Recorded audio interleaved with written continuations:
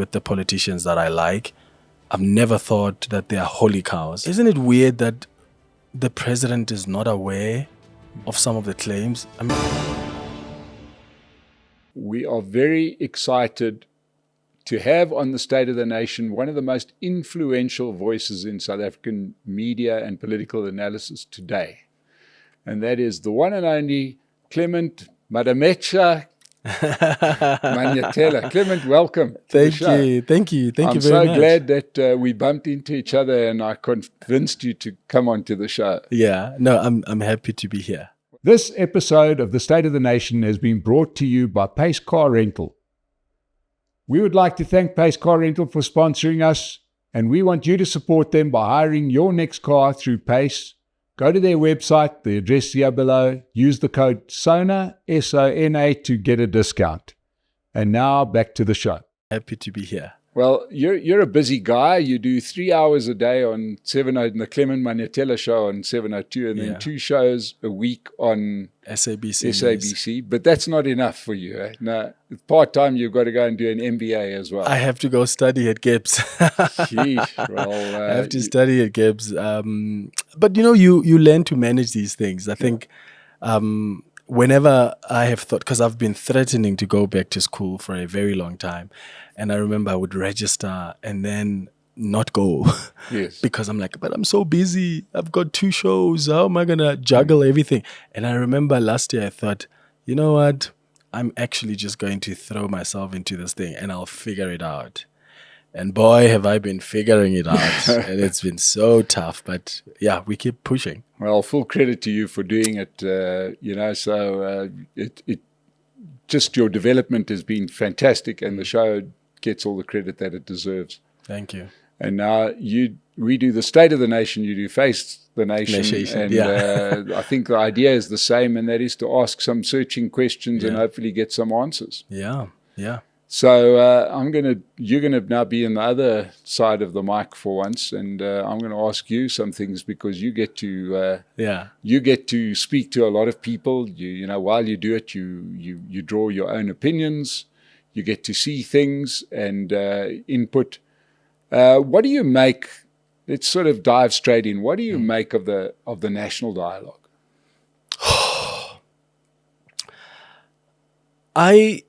I've got several thoughts about the national dialogue. So, first of all, I think that we must embrace any opportunity to have a conversation. I think in this country we've avoided talking frankly about issues, including even about the issues of race. And I see this because on my show, whenever I introduce certain topics, you can tell some people are like, oh my God, how dare you even go there? And I always say, but we are a country that has gone through so much trauma. We're a country that has gone through so much destabilization. And we need to have a conversation. The TRC, I don't think was enough. And that's why now you've got a commission of inquiry into why the TRC cases have stalled, because we haven't really seen proper accountability emanating from the TRC cases and the recommendations. But that's not just what needs to be spoken about. There are many other issues around where we find ourselves as a country and where we're heading. So I think that there's an opportunity for us to have the conversation. Having said that, I do also think that we've been having the conversation. I think we talk among ourselves. We talk with the politicians when they're looking for our votes before elections. They always come knock on our doors. They kiss our babies and they ask us, what are your issues? What are you struggling with? We talk through platforms like, State of the Nation. We talk through platforms like my show on radio and television. So the conversation has been there. I don't think we don't know the diagnosis. We know what is wrong with this country. And to create an impression that this dialogue is somehow going to come up with it's going to somehow emerge with this is what is wrong, I think that is misplaced and it's disingenuous. I don't know if you saw the clip of the president at the convention saying, we have to ask these questions. And I thought, but you are the leader of this country. You've been deputy president. You've been part of this same organization that has led us to this point for over 30 years. So in a nutshell, I'm saying, while I appreciate the need for a conversation, I do think that we've been having the conversation. And I think the way the national dialogue has sort of been framed and positioned, at least in my view, I think it's a bit misplaced, and I think it's disingenuous, and I'm not sure what we are looking to get out of it. Yeah. So, and you brought up the topic of the TRC. Yeah. And I think that in many ways it was that kind of experience that creates some of the ill feeling towards the national dialogue, in that years and years the thing dragged on for, and some really important stuff came out, and it was on TV, and Desmond Tutu was crying, and there was documentation, and then nothing happened. Yeah. And we saw the similar thing with Zonda, and you start saying, okay, guys, what is the point to this if at the end of it all, nothing comes of it? Yeah. And we're spending a lot of money on these conversations and on these inquiries, on these dialogues. And what's the value for money? We are not a country that is rich, Mike. We're actually quite broke, if we're being honest. We really don't have money. We are surviving, it's hand to mouth. And we need to rationalize our resources. So when you even come up with dialogues, we have to think about what's the value for money. Let me give you an example. Two things. One, I had a conversation with Tokyo Sogwale, who's the former premier of Gauteng, former senior leader of the ANC. And he says to me, one of the things we need to be careful about this dialogue is that you've got arsonists. This is the phrase he uses. He says you've got arsonists, right, coming back to the crime scene to take out the fire. And it's a fire that they started. And we're not having conversations about those arsonists. They're coming here and trying to find solutions here, but you started the fire. And one of the things I've been saying on my show is, where is the opportunity for accountability in the national dialogue? Sure, let's talk if you really want to talk. But where is there no space for accountability? And by accountability, I mean, we have to ask the questions, how did we get here? It's not enough to say, these are the challenges we're facing now, how do we resolve? If we don't want to repeat the same mistakes that have been made over the last over 30 years, we've got to look back and say, how did we get here?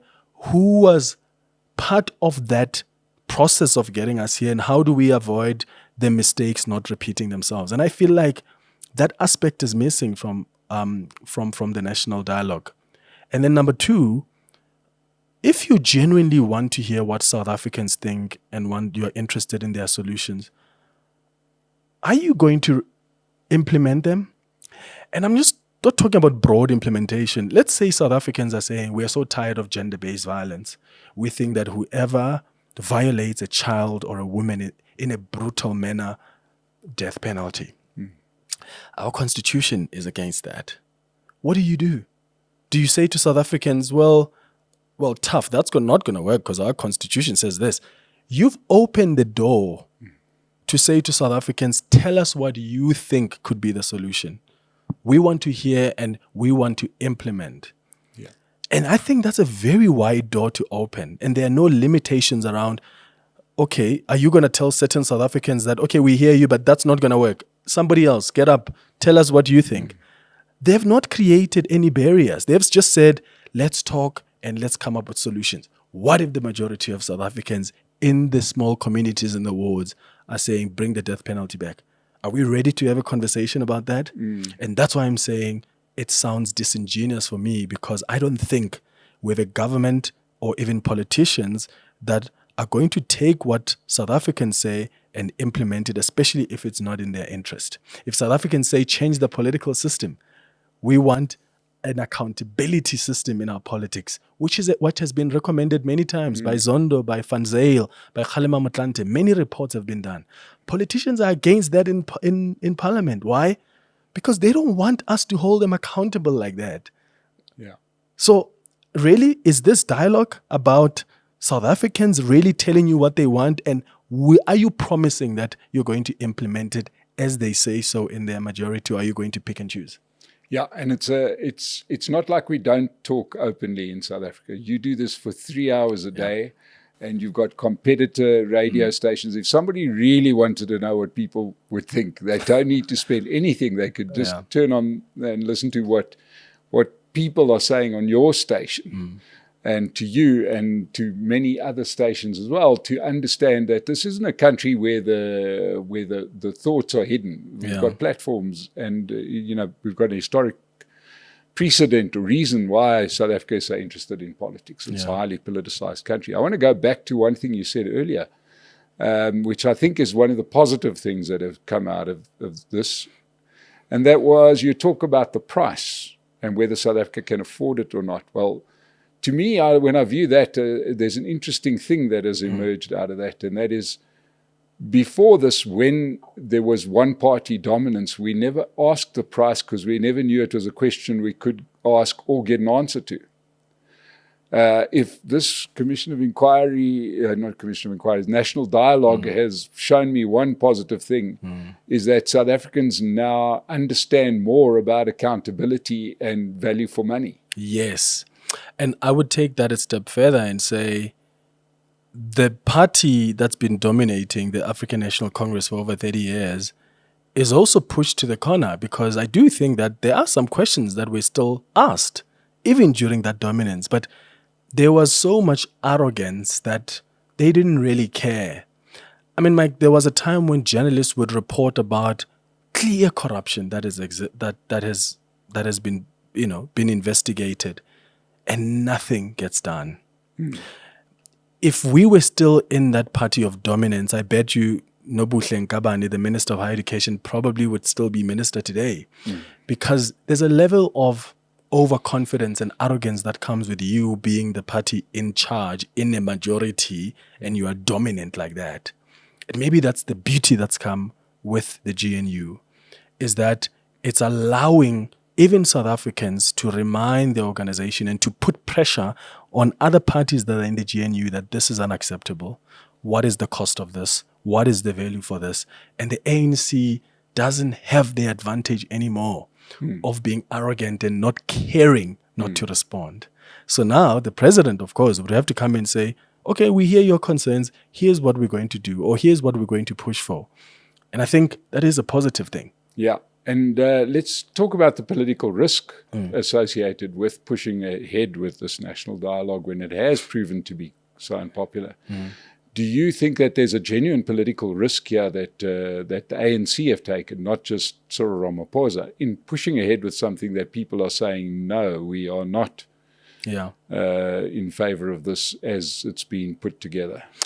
So when you look at the convention, I mean, there were plus 1,000 people or so that have attended.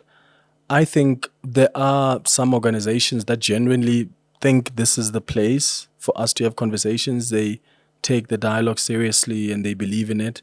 I think there are some foundations, I think there are some activists, some South Africans also who believe in the process, but equally so, there are other people who don't. And I do think that there may be a political risk for the African National Congress. I mean, check what happened at the convention. There are people who were getting up and saying, you are the reason we're here, which I'm happy about. And I don't think we need to frown upon that, because if we really want a genuine dialogue where people are going to be frank, then we can't put parameters around, but don't point fingers at the ANC, don't point fingers at the DA, or whatever the point is. We want people to frankly give us the state of the nation. And if their assessment and reflections involve also looking at key players and parties that have contributed to getting us here, that's what must happen. So I do think that, I mean, Cyril Ramaphosa has spoken many times about the fact that he opened the door even for the Commission of Inquiry to be there, knowing very well that it was going to destabilize the African National Congress. And he supported that process. And I think even in this case, he's taking the position of, I know that there may be consequences even for my organization and maybe even for myself, but I'm willing to open that door. So I don't think you can avoid the political risk. I think what for me is maybe is a bit of a concern is that with a process like this, you don't want government to be, at to be the leader of a process like this. You need it to be citizen-led. And yes, it is, because there are people that are still in the preparatory task team, even though the legacy foundations have withdrawn, but there are still NGOs, there are still some foundations, in fact, that are still in the preparatory task team. But when you have certain organizations pulling out, certain political parties pulling out, I'm not suggesting that those people must hold us ransom, and without them, then there's never going to ever be a project that succeeds. But I do think that you need to seriously consider what the implications of that is, because you don't want this dialogue to have a credibility crisis. You want it to be as solid as possible. And that's going to take having the buy-in of as many people as possible. So as we sit here at the moment, there's obviously three, if you just sort of look at it, zoom out, there's kind of three potential outcomes here to the idea of the national dialogue and its effectiveness. One is that it carries on and starts to draw people in, and the foundations come back, and perhaps political parties rejoin the situation because it is a good idea. Yeah. Or number three, that it collapses completely and it gets called off. Or number two, that it just stumbles upon, and I know I've went out of order, but because it's hot, medium, and cold. The middle one being that it just stumbles upon. It happens. It gives great fodder for the foibles of the ANC-led government and Cyril Ramaphosa, but he doesn't really care because he's in his last term. Out. If you had to put your money on one of those three outcomes, which one would it be? I think it will continue, and the legacy foundations may somehow come back. I think there may be, the Thabo Mbeki Foundation wants to have a conversation with some of the NGOs. So it looks like they're probably still trying to find a way to see if can we not find each other here. I think that somehow they may find some common ground. They may come back. But I do think that the political parties are going to then use, especially opposition parties, whether it's the DA or the EFF, for instance, because the DA is not going to participate. But I think they will use, because the EFF did say we will be there, because they're doing it as just to also check if this goes well and it's not being used by the ANC to campaign ahead of the 2026 elections. So I think some opposition parties are going to use this to decampaign the African National Congress. So they will plant or send their people there to just go and talk about how bad the organization has been. So that's like a decampaigning project of the ANC for the next how many months before the 2026 local, hence the political risk that we were talking about earlier on. But I do think that the president seems very determined to go ahead with this. And I think he's going to make sure that he gives the dialogue as much support as possible to get up to the end. Even though there may be some things that happen in this process that may not be so kind and so cool. Yeah, and to me, I think that you're taking on the first rule of journalism or anything. Don't ask the question that you don't know what answer you're going to get. And I'm already the first one we saw some of that. Let's talk about the revelations and around the Mkhwanazi affair, where Lieutenant General Kunazi came out making some serious allegations. Yeah. And seemed to put the cat amongst the pigeons, and it's led to not what we hoped for, which is a legal process, because he kind of made genuine claims, which you'd imagine you go straight to court or the nearest police station, but it's led to a commission of inquiry on the one hand, a parliamentary committee, ad hoc committee on the other hand. What do you think of the claims of, that were made? Quite incendiary. Yeah, I thought they were disturbing. I remember watching that briefing, and I was in fact, when he announced he's going to have a briefing, I never thought much of it. I remember I was just in bed taking a nap on a Sunday afternoon, and I remember getting a call from colleagues who were like, you need to watch what's going on.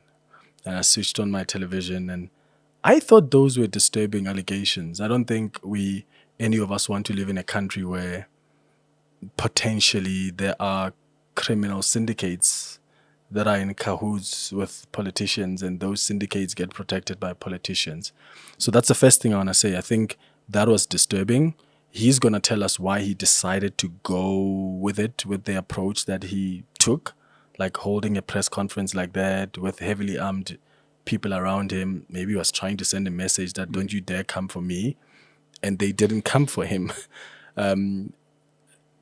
I think at that inquiry, maybe that will come up, because there are concerns I know that are raised within the police around how he handled the issues, even from government side, the presidency side. As much as they may appreciate and be disturbed by what he says, there is some concern around how were those issues raised. I must also say that we live in a country, Mike, where certain things are said and they are not followed up. So maybe the general has raised these issues before. In fact, he was in Parliament talking about the same things about Mkhwanazi and the minister and whether there's an association or not. And maybe he felt frustrated that nobody's doing anything about this. And maybe he felt the only opportunity I have now is to literally take out the grenade. So that's the first thing I want to say. The second thing is that for me, I do think that this is bigger than what we think it is. First of all, I don't think they are holy cows. I have never thought of that, even with the politicians that I like. I've never thought that they are holy cows. And I think it would be naive of any of us to think, to always look at things at face value. And I've been trying to say to my listeners on 702 that always go the extra mile. Don't take things at face value. So, yes, this is what General Mkhwanazi says, but what do you think is at play here? Like, I speak to sources in crime intelligence, I speak to sources in government, and every time there's a big story that happened, I go back to different people on different sides to ask, what do you think is at play here? Even sometimes the affected parties. So I'll even call Mkhwanazi and say, I would like to have a chat with you, whether off record or on the show, because I have a responsibility for 3 hours every day to try and make sense of things that happen in our country on my show to the listeners. And some of them agree, some of them don't. But one of the things you start to gather as you go behind the scenes to find out what's happening is that this is not just about a minister who is associated with a businessman. You realize that there's a bigger fight at hand here that involves different parties, that involves the control even of crime intelligence. And there are certain people that want to have control over that because that's very powerful. One, it's crime intelligence. And you can use the resources of the crime intelligence officers to find out stuff about even your enemies. But number two, there's a slush fund in crime intelligence. A lot of money sometimes, not even sometimes, most of the times it's not accounted for. There could be 500 million rand that's just blown out on crime intelligence investigations, or its resources for us as a task team, whatever task team. I'm not referencing this political killings task team, even though there are concerns, by the way, from some in the police that there was a mismanagement of money. And I think that is going to come up at the inquiry. What I'm saying is there are people who want to control that, and there's a fight that happens. And what we saw in that press briefing, I believe, is part of that fight behind the scenes. And there are factions that are trying to fight over that crime intelligence. So it's bigger than what we saw. And I really hope that South Africans will understand more when the inquiry begins. Just lastly, quickly, I do think that we have to be very careful. I mean, there are certain things that Jerome Kunazi said, for instance, about the judiciary. There's not been evidence about that. And I worry because if, as a police commissioner, provincial police commissioner, you have evidence that there are certain magistrates or prosecutors that are in cahoots with the criminal syndicate, I think it's reckless to sit with that information and not actually report that. In fact, the Chief Justice sent out a statement saying, we are calling on Jerome Kunazi to help us and tell us who are these judges, because they have to go to the JSC. They have to be held accountable. So I do think that we have to be careful here that we don't get too excited to a point that certain allegations are made for the sake of making this thing bigger but there are actually no evidence of it, because then that's going to be a challenge, because there's a reason why our judiciary, we respect it. You don't want to play a lot with the credibility of the judiciary unless you've got evidence. And I've said the same about Helen Zille when she had made claims about the Constitutional Court justices and whether or not they leaked the papers before they issued the judgment. I've said the same about political parties like the EFF when they are accusing and attacking some of the judges or the judiciary. I think that's a very sacred institution. Unless you've got evidence, don't come and make the claims, because then that actually tinkles at the very core of our constitutional democracy. Yeah, I can half see why that happens, though. I think something has crept into South Africa, and that is the lack of action by authorities, from the ruling party to ministers down to the civil service, has led to the position where we'll say the most outrageous things because there's no, just to try and attract attention. Yeah. So I think that's the creation of the lack of people doing what they're meant to be doing. But just sticking with the Commission of Inquiry in Mkhwanazi, President Ramaphosa decided, and he took a week to make a decision to call a Commission of Inquiry. Right, so obviously, maybe he was asleep, there's every chance, but obviously it was a considered decision. But the route, to take that particular route, do you think he's trying to shut it down with the usual Commission of Inquiry that heads nowhere? Or do you think that there's a thing bigger than what we understand, so that the whole balloon can pop? So I think that, I know for sure that he met with the affected parties, especially, he didn't meet with General Shadrack. And I know he met with Kunazi. He did meet with the police commissioner, Fani Masemola, as well. So before even announcing the decision that I'm going to establish a commission of inquiry. So I think that, first of all, isn't it weird that the president is not aware of some of the claims? The state security sits in the presidency. Minister Nchaveni is the political sort of person who provides political oversight over the state security agency, but it sits in the presidency. So if they were also not aware, if really what General Mkhwanazi has said is true to an extent, and they were not aware of it, that also scares me a little bit, because, my goodness, I think at least there must be some level of knowledge from the side of state security. But I think what the president is trying possibly to do here is, actually, let's test the allegations. And I'll give you an example. I'm not saying that the allegations are not true. I'm not. I'm saying that I'm glad that General Mkhwanazi has raised what he has said, and it's helped us and opened our eyes about maybe relations that we didn't know about, or that we didn't pay too much attention to around these business people and their association with police officers, even though we know that's a phenomenon that exists in government. But sometimes people make claims, as you said, because there's no response or accountability, to make things bigger.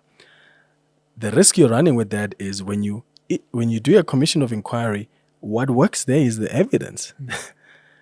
Do you remember that there was a time Thabo Mbeki established a commission of inquiry into allegations that Bulelani Ngcuka, who is the NPA head, is a spy, because Mak Maharaj and Shabir, was it Mo Sheikh or Shabir Sheikh, one of the brothers, together with Mak Maharaj, claimed that Bulelani Ngcuka is a spy. And Thabo Mbeki, as president, said, here's the Ginwala Commission of Inquiry. Come, prove it. Let's see. They didn't have evidence. And these are people who are so emboldened. And when they said it, newspapers were picking this up. And it was like, oh my God, what? They didn't have evidence. I had Mak Maharaj on my show on Radio 702, even Bulelani Ngcuka. In fact, I had Bulelani Ngcuka first, because I had read his book. He had just published his book, and I was talking to him about it. And he said, Mak Maharaj still hasn't apologized to him. even though it was proven that they didn't have evidence. And they actually apologized and said, yeah, we don't have it. They closed the inquiry. Can you imagine? A waste of money. And I had Mkhwanazi on my show, and I said, are you ever going to apologize? And then he said, yeah, look, I do. Maybe you can arrange a meeting between me and Bulelani Ngcuka. I tried because I went back to Bulelani and I said, Mkhwanazi wants to meet you. I didn't succeed, but I tried to organize a meeting between them to sort it out as adults.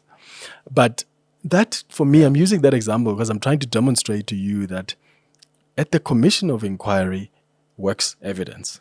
If you sit there, they'll say to you, you said there are judges and prosecutors that are involved in the criminal justice system. Where's the evidence for that? Where did you get that? You cannot say, oh, Mike, I once had Mike say that. No. Then you are very reckless. You're a reckless leader for taking what Clement has just said as a rumor and taking it on a public platform like this and creating a situation like that. Or you'll get there and say, okay, you're saying there are prosecutors involved, business people, ministers. At least he's given us some evidence of the minister's relationship, seemingly, with Mkhwanazi. They associate with the minister, says, no, that's just a comrade, according to the minister. And that person seems to have been a buffer between the minister and not Katie Molefe, but the other one, Matlala. Right?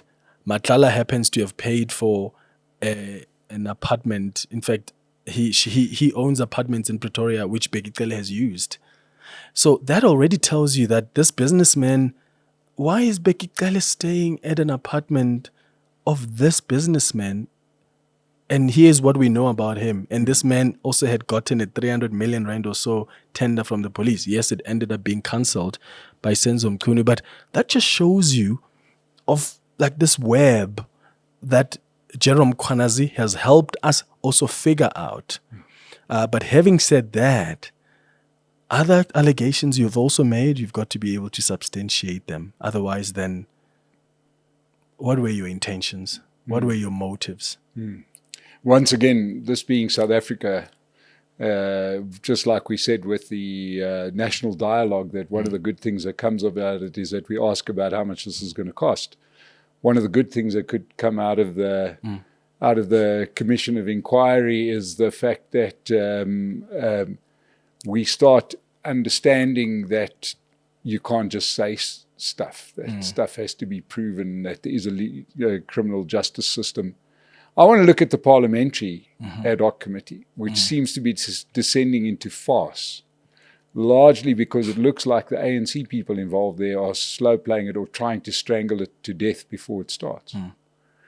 That sort of tells me that there's something there, I would imagine. So there's the inquiry into Mkhwanazi. So the concerns that opposition parties had was that how can you as the ANC, that is somehow implicated in these allegations, because the ANC, well, not the ANC, but its leaders like Senzo Mkhwanazi from the ANC, somehow implicated in this.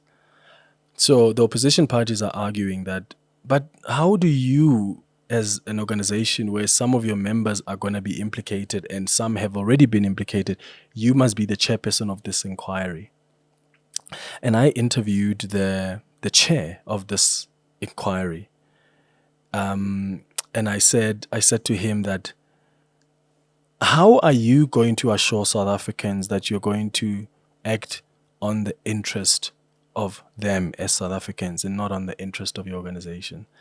And he was trying to argue that, no, that's not how it works. We hold ministers accountable in Parliament all the time. Like, true, but we've also seen you not protecting your own comrades, where it's the opposition parties that must push for accountability on the ministers. And because you are the committee chair somewhere in Parliament, you are taking a very soft stance on your comrades who are ministers and are appearing there. We have seen that happen over the years. And also, we know about when you are there in Parliament, you are there on a political party ticket. Even though constitutionally you take your allegiance to the Constitution and you represent South Africans, but when you are in the walls of Parliament, there's a mandate you get from your own organization. And if you don't believe that, try it. Go. If the organization says we are voting for or against budget, go be the only one that takes a contradictory position from your party. See what's going to happen to you. And I think that's the concern now around this is, one, we always talk about it's important for justice to be done, but it's also important for justice to be seen to be done. And I think even in this case, it's important for this inquiry to be credible, but it's important for it to be seen to be credible. And I think maybe here they lost an opportunity to say, you know what, let's step aside. Let's actually put in an opposition person there. Let's see, so that we protect the credibility here, and then the chair is not going to be constantly accused of trying to protect maybe some of the members of his party that may be implicated. Yeah, I think my opinion on both scores, the Commission of Inquiry as well as the Parliamentary Committee and the way they've constituted it, gives me enough. You go about making those sweeping statements, those big statements, whether they're fact-based or not, is that all that the ANC have managed to do is put themselves in a no-win situation. So, once again, 3 possible outcomes. The thing's full of revelations, and there's a big perp parade as we got this guy guilty of that, and then there's all sorts of trials, highly unlikely, but could happen.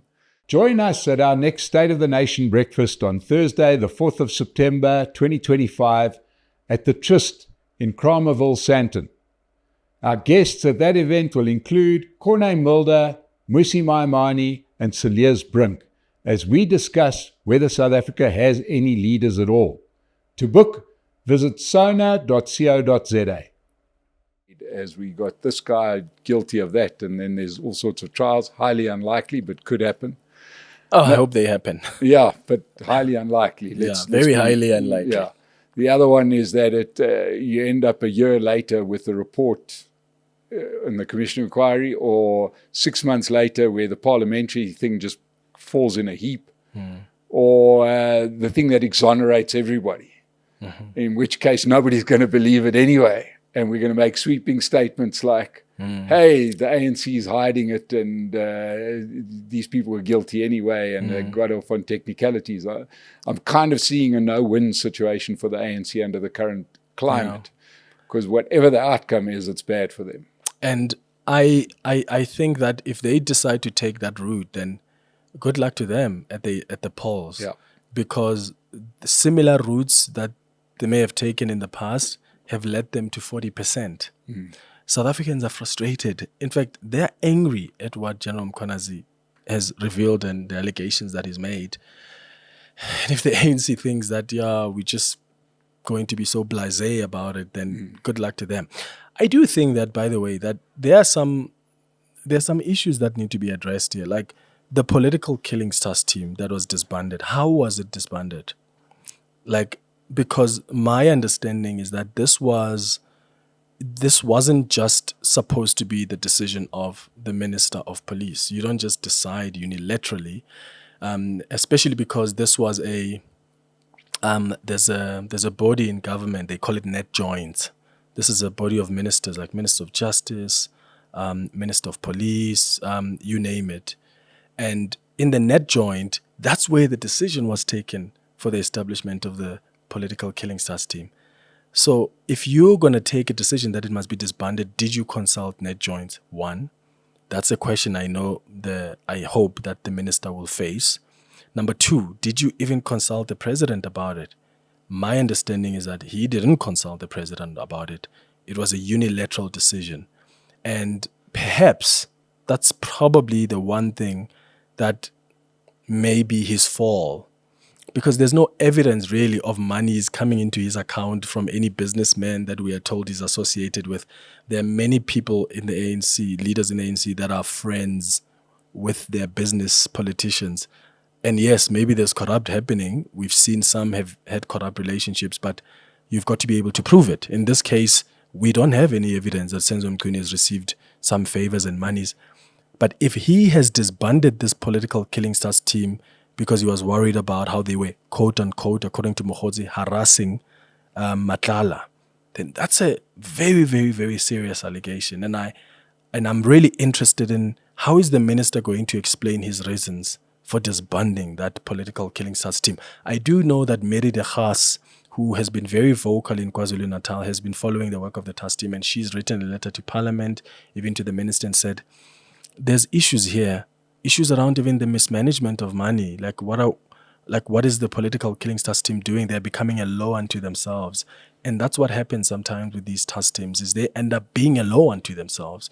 I don't have evidence that this was, but I know there have been complaints raised even about monies that were not accounted for, millions and millions of rands.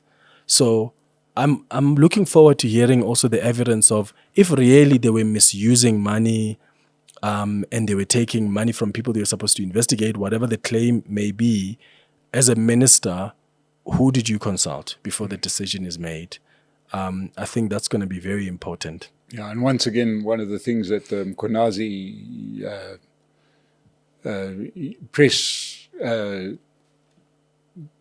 the whole press conference that he had showed me is just how desperate we are in South Africa to have somebody in power get up and look like they just give a damn about the South African people, Yes. even though, and you've probably got heat, I've got heat when you say, look, how clean do we know this guy is? You know, do we know he's doing it with the best intentions, or is he trying to get in a strike so people don't look at him? But you dare not say that, because you'll get 1,000 comments to say, don't you dare talk badly about him because the guy suddenly said something that we wanted to hear, because we've just grown so accustomed to our politics. Like a hero, like a hero. They've been desperate for a hero, which is fine, and I get that. And I mean, people have their right. If you choose that you're not going to look deeper into things, that's your choice. I always tell the listeners of my show that don't take things at face value.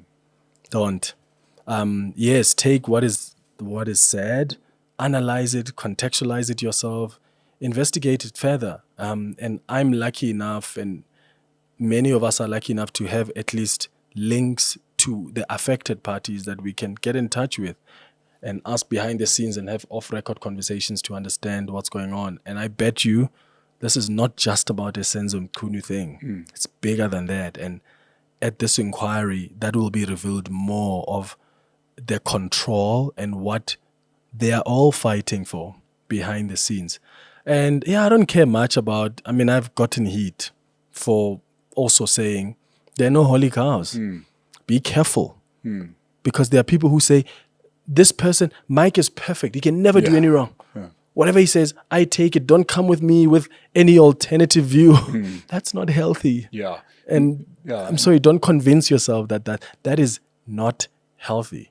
And you're going to get a very harsh comment from my wife that will say, Mike's definitely not perfect. But let's change tack, in these last couple of minutes to talk about the media. Your space. You are in what we would call legacy media, traditional media. The divide in South Africa is not necessarily as pronounced yet, but it's heading that way. What do you think? You are obviously, primarily on radio, but now television as well. And along comes social media. How do you think that has changed the game? Do you think it's changed the game? Do you feel that in your career, social media channels and podcasts and this, that, and the other has pushed you to becoming, not you necessarily specifically, but pushed radio stations, television stations to becoming a little bit more outspoken or not? So I think, let me speak for the platform that I'm part of. I mean, 702 has always been known for having hosts that are outspoken, especially the show I do, 9 to 12. Ridi Tlabi did the show. Eusebius Makaiser did the show. John did the show. I don't know if John Robbie did it, but John Kolani, I'm forgetting the surname, did it. But I suppose the point I'm making is these are people that have always been very, very outspoken.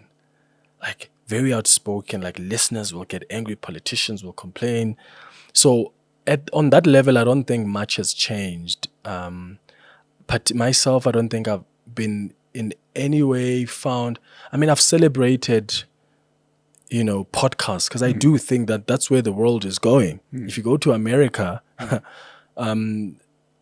and you see the success of podcasts and how even those in authorities take seriously these platforms. And I think we're still in the beginning stages here, but I think we are heading there. I'm excited about the opportunities that podcasts present for a plurality of voices. And of course, there are some podcasts that are just there because they just want likes and they end up and follows. They end up saying the most outrageous of things just because they want people to subscribe and to come and have the most viewed videos, which I think is actually just taking it down. But in terms of how the influence of that on traditional media, I don't know. I think maybe there are some people that are beginning to maybe go to podcasts for news analysis, but I think you still can't compare that with the immediacy of radio, because radio gives you immediacy. And yes, with podcasts, you've got the opportunity. I mean, when they're breaking news, you could come and say, switch on the cameras, let's go live right now on YouTube. And I think that is coming through. But I think that opportunity still exists in radio, that breaking news happen now, we will give it to you now, and we can even get you the analysis right now because we are already running. But yeah, the media landscape is changing. Social media, one of the things, to use also the Mkhwanazi example, one of the things I've picked up, Mike, is I've actually seen that there are even also some colleagues that are scared. And that's where I think social media may influence in a negative way our work. There are certain things that maybe I have been brave enough to say on Twitter. I mean, one of the things I questioned was when General Mkhwanazi, when he was asked questions by a journalist, just what's your response to Shadrach Sibiya taking you to court? And then he starts suggesting that I hope you don't receive money from Slush Fund and you are not. And I tweeted that. I said, that is not acceptable. When a journalist is asking you a question, rather say no comment then. But if you've got evidence that this journalist may have received slush monies or corrupt money, report it and report that to the editor. But you don't just make a claim like that to them. And I remember I got messages on DMs on my WhatsApps from some politicians, even from some colleagues in the media who are scared to even retweet me, but they're telling me secretly that, yeah, hey, you're right. I didn't say to them, why don't you put it out there? Because I understand. And for me, that's an opportunity. I paused and I thought, oh my God, we're getting to a point where people are going to be scared to express their view because they are scared of some Twitter mob or some supporters of the general or supporters of Shadrach or whoever, because they hold a view that is different, or they're criticizing one aspect about this most liked person, whether it's the president or whoever. And I don't want that to shape how I do my job. I think our job requires a certain level of bravery, and it can be lonely, I can tell you that much, because you end up being hated, you receive death threats. There are certain politicians who refuse to do interviews with you anymore because you've expressed your view about something they've done. I've learned to live with that, but one thing I'm never going to do is to somehow be dictated to by some group on social media because they love Mike so much and I can't criticize even one thing about Mike. And I think the impact of social media is actually coming along those lines where colleagues now are scared to have certain conversations and to hold certain views because they are so scared of, oh, we're going to be attacked on social media. Yeah. I don't operate like that. I've got to tell you that from the podcasting point of view, by and large, many of the opposition parties especially smaller parties, will say yes to an invitation. Yeah. I've had one person who has said, I will never come on your show, and that's John Steenhuisen. Well, he's also said he'll never come on my show. Yeah, so he didn't like join the club. Yeah, well, it's an excuse. Well done, Club 2, I'm sure there's more. And then the comrades parties just flatly refused to, in the early stages, they would come on. But now, as your platform grows, you'll never get any people from the ANC and MK. They were before the election, and maybe around the next election they'll come on the show, but they won't come and be questioned. And there's one holdout, and that is Carl Niehaus. He's the only one who will come on my show from the EFF. So it's a lot of fun. Tell him to speak to his comrades and bring tell them him to here. speak to his comrades every time. But Clement, I've got to say that it's been magnificent to speak to you. There's so much more we can carry on forever. You're doing great work, and really, it's vital stuff that you're doing. Thank you so much for everything you're doing, and thanks for honouring this invitation. To everybody that's joined us out there, I presume you listen to Clement, you watch him on television. All I can say, if you haven't, do it. Probably the best in South Africa at the moment. And we honoured to have him here, and that's the state of the nation. You can subscribe to the channel. We are approaching certain milestones, and it's a lot of fun. And we'll see you again soon. Thank you so much, Clement. Thanks for joining us. Thank you very much, Mike. This was great. Every business needs a world-class video to show to your clients and prospective clients. When the Streaming team isn't filming the state of the nation, they are producing those world-class videos for companies just like yours. They have got all of the equipment, drones, microphones, whatever you need, and the technical know-how to film a proper video for your company. Visit their website.